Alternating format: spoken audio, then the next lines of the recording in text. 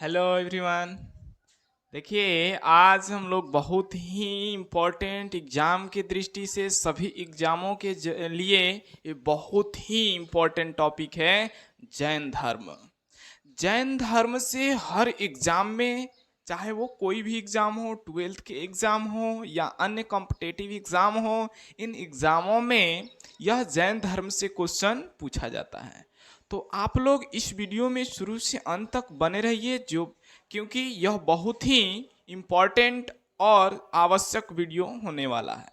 ठीक है, तो इसमें हम लोग जानेंगे कि में जैन धर्म का विकास कैसे हुआ, जैन धर्म क्या है, इसके संस्थापक कौन थे, ये सारी हम लोग बातों को इस वीडियो में समझेंगे। ठीक है, तो आप लोग इस वीडियो में शुरू से अंत तक बने रहिए। और आप हमारे चैनल पर नए हैं तो सबसे पहले हमारे चैनल को सब्सक्राइब करिए और बेल आइकन को दबा दीजिए, जिससे हमारे आने वाले वीडियो सबसे पहले आप तक पहुंचे। ऐसे ही इम्पोर्टेंट वीडियो जानने के लिए इसको सब्सक्राइब जरूर करें।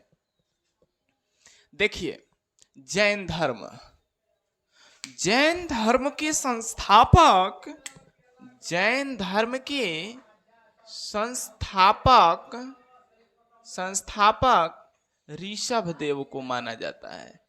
ऋषभ देव, ठीक है ना, ऋषभ देव को माना जाता है। ठीक है, अब जैन धर्म के जो अनुयायी होते हैं, जैन धर्म के जो मानने वाले लोग होते हैं, जैन धर्म में जो कैवल्य को प्राप्त करते हैं, उन्हें हम तीर्थंकर कहते हैं। ठीक है, जैन धर्म में तीर्थंकर। तो जैन धर्म में कुल 24 तीर्थंकर हुए। जैन धर्म में कुल कितने तीर्थंकर हुए? 24। ठीक है, जिनमें पहला तीर्थंकर थे ऋषभ देव, और ऋषभ देव को ही जैन धर्म के संस्थापक माना जाता है। जैन धर्म में ऐसे 24 तीर्थंकर हुए, लेकिन हम उन सभी को न जान करके हम इम्पोर्टेंट जो महत्वपूर्ण तीर्थंकर हैं उन्हीं के बारे में जानेंगे। जैसे जैन धर्म में एक 19वां तीर्थंकर थे जिनका नाम था मल्लिनाथ। 19वें तीर्थंकर थे मल्लिनाथ। आगे इन पर कहानी है कि जब जैन धर्म दो भागों में बंट जाता है, श्वेतांबर और दिगंबर, जैन धर्म आगे जाकर दो भागों में बढ़ जाता है, श्वेतांबर और दिगंबर, तो उन्हीं में मतभेद हो जाता है। तो श्वेतांबर वाले कहते हैं कि 19वें तीर्थंकर मल्लिनाथ महिला थे, जबकि दिगंबर वाले कहते हैं कि 19वें तीर्थंकर मल्लिनाथ पुरुष थे। ठीक है, तो इन बातों को हम लोग बाद में जानेंगे इसके वीडियो में। तो देखिए, तो जैन धर्म के संस्थापक ऋषभ देव थे। इनका प्रतीक चिन्ह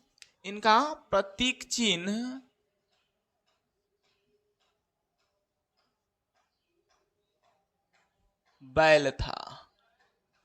ठीक है, इनका प्रतीक चिन्ह बैल था। ठीक है, और जैन धर्म में कुल कितने तीर्थंकर हुए? 24। पहला तीर्थंकर कौन थे? ऋषभ देव। ठीक है, अब जानेंगे कि जैन धर्म में 23वें तीर्थंकर, तो जैन धर्म के 23वें तीर्थंकर थे पार्श्वनाथ। ठीक है, पार्श्वनाथ का जन्म वाराणसी के राजा अश्वसेन के यहाँ इक्ष्वाकु कुल में हुआ था। इनका जन्म वाराणसी के राजा अश्वसेन के यहाँ इक्ष्वाकु कुल में हुआ था। ठीक है, तो पार्श्वनाथ का जन्म वाराणसी के राजा अश्वसेन के यहाँ हुआ था, और इनका जो कुल का नाम था इक्ष्वाकु कुल था। इनके पिता का नाम था अश्वसेन, और इनकी माता का नाम था वामा। ठीक है, याद रखिएगा। इनके पिता का नाम था अश्वसेन और इनकी माता के नाम था वामा। ठीक है, इनको कैवल्य की प्राप्ति महापरिनिर्वाण कैलाश पर हुई थी। ठीक है, और जैन धर्म में सबसे महत्वपूर्ण 24वें तीर्थंकर थे एवं अंतिम तीर्थंकर। तो जैन धर्म के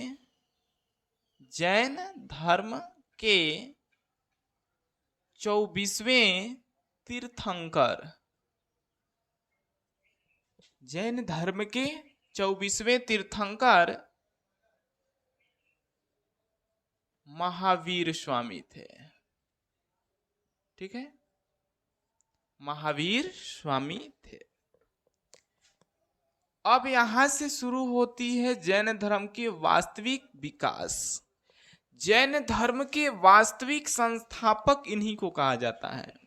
जैन धर्म के वास्तविक संस्थापक, वास्तविक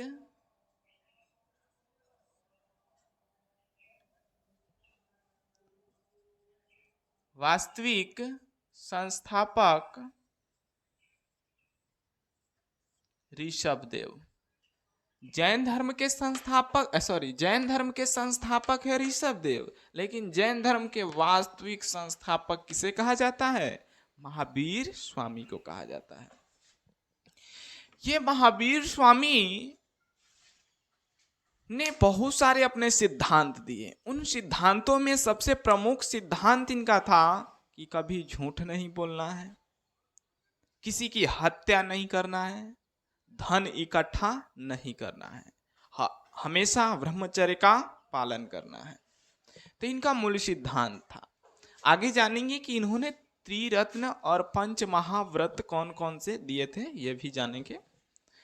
अब देखिए, जैन धर्म में सबसे इंपॉर्टेंट और सबसे महत्वपूर्ण महावीर स्वामी, इन्हीं को वास्तविक संस्थापक कहा जाता है। चलिए तो हम इनके जीवन परिचय के बारे में थोड़ा जान लेते हैं।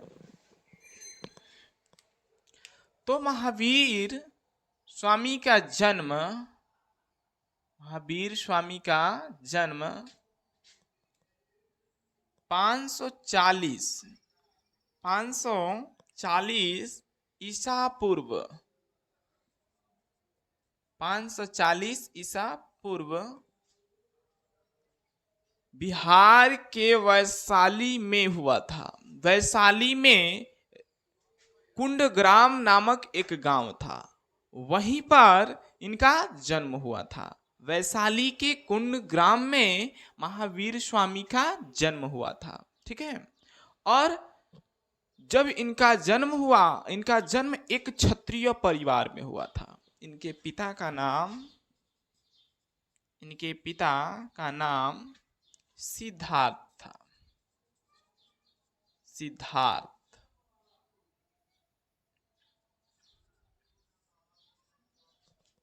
सिद्धार्थ, ठीक है ना। और यह ज्ञात्रिक कुल के थे। इनकी माता त्रिशला, इनकी माता का नाम त्रिशला था, जो लिच्छवी के राजा चेतक की पुत्री थी। ठीक है ना। इनकी माता का नाम था त्रिशला और पिता का नाम था सिद्धार्थ। ठीक है।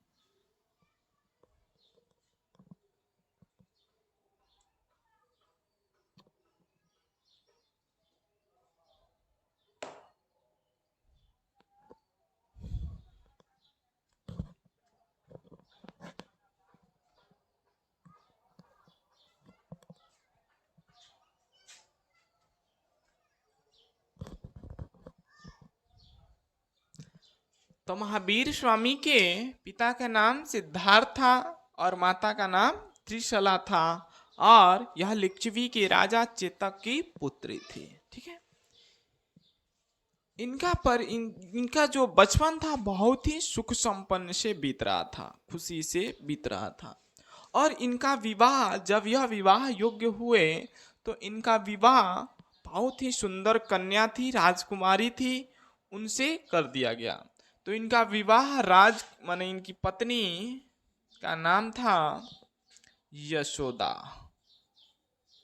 ठीक है, यशोदा एक बहुत सुंदर कन्या थी और यह एक राजकुमारी भी थी। तो इनसे विवाह हो गया महावीर का। ठीक है, इनकी तब इनकी पुत्री हुई, एक पुत्री का नाम था अनोजा या प्रियदर्शनी, कहीं कहीं ये भी नाम लिखा था प्रियदर्शनी। ठीक है ना, तो अनोजा या प्रियदर्शनी। तो देखिए फिर से महावीर स्वामी का जन्म कब हुआ था, तो 540 ईसा पूर्व में हुआ था। इनके पिता के नाम क्या था, सिद्धार्थ था, जो ज्ञात्री कुल के थे, और इनकी माता का नाम था त्रिशला, जो लिच्छवी के राजा चेतक की पुत्री थी। उनकी पत्नी का नाम यशोदा और उनकी पुत्री अनोजा, जिसे प्रियदर्शनी भी कहा जाता है। ठीक है, अब महावीर स्वामी जीवन के वास्तविक सुख को खोजने के लिए, इनका शादी जो हुआ था 12 वर्ष की उम्र में हुआ था। ठीक है ना, यह जीवन के वास्तविक सुख को खोजने के लिए अब यह घर छोड़ करके सन्यास धारण कर लिए, और सन्यास धारण करके यह चले गए झारखंड में एक जगह है जाम्भिक गांव। ठीक है, वहां जाम्भिक गांव जो रिजुपालिका नदी के किनार पर है। आज के समय में रिजुपालिका नदी की पहचान स्वर्ण रेखा नदी की सहायक नदी है, एक बराकर नदी। उस बराकर नदी को ही पहले रिजुपालिका नदी कहा जाता था। स्वर्ण रेखा नदी की एक सहायक नदी है जिसे वराकर नदी कहा जाता है। वही नदी प्राचीन समय में रिजुपालिका नदी के नाम से जानी जाती थी। तो महावीर को ज्ञान की प्राप्ति 12 वर्षों की कठिन तपस्या के बाद रिजुपालिका नदी के किनारे जाम्भिक गांव में सौल वृक्ष के नीचे हुआ था। महावीर स्वामी जब जीवन के इन वास्तविक सुखों को जान गए, तब वह इसका विस्तार लोगों को ज्ञान देना शुरू किए। इनके समय में सबसे अधिक जैन धर्म का विकास हुआ। जब तक यह रहे, जैन धर्म अपने चरम उत्कर्ष पर था। इनके समय में बहुत सारे लोग जैन धर्म को अपना लिए, जैन धर्म के अनुयायी हो गए महावीर से प्रभावित होकर, और अंत में महावीर स्वामी का मृत्यु 72 वर्ष की उम्र में हो जाती है, 483 ईसा पूर्व में। ठीक है ना, 483 ईसा पूर्व में इनकी मृत्यु हो जाती है।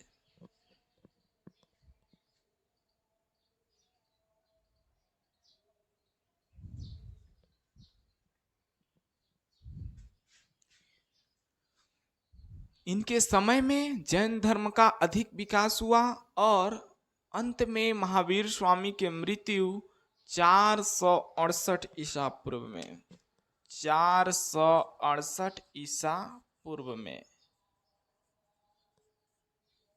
468 ईसा पूर्व में इनकी मृत्यु हो जाती है। और इनकी मृत्यु बिहार के नालंदा में हुई थी, और नालंदा जिला में एक बहुत ही खूबसूरत जगह है पावापुरी। आज वहां उन्हीं के यादों में पावापुरी में एक जल मंदिर का निर्माण किया गया है। तो कभी कभी एग्जामों में यह भी क्वेश्चन आपसे पूछा जाता है कि पावापुरी का जल मंदिर कहाँ है, किस जिले में है। तो यह पावापुरी में जल मंदिर है, जल के बीच में मंदिर बनाया गया है, और वह मंदिर पावापुरी नालंदा में है। ठीक है ना, तो महावीर स्वामी की मृत्यु कब हो गई, 468 ईसा पूर्व में हो गई। ठीक है।